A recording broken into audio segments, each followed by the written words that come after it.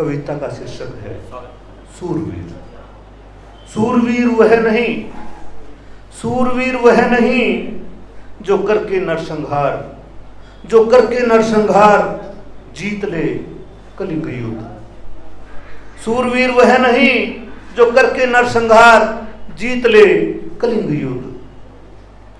जो बहा दे लहू का दरिया, जो बहा दे लहू का दरिया, जो मचा दे चहुं ओर त्राही त्राही, जो मचा दे चहुं ओर त्राही त्राही। जो कर दे अनाथ, जो कर दे अनाथ अबोध बच्चों को, जो कर दे अनाथ अबोध बच्चों को।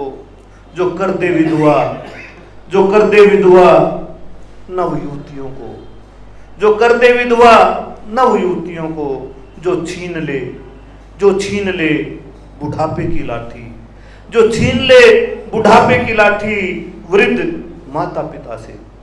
जो छीन ले बुढ़ापे की लाठी वृद्ध माता पिता से।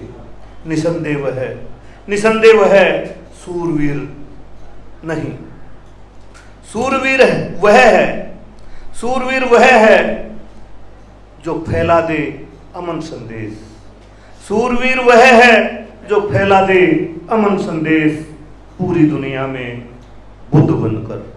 क्या बात है। सूरवीर वह है जो फैला दे अमन संदेश पूरी दुनिया में बुद्ध बनकर।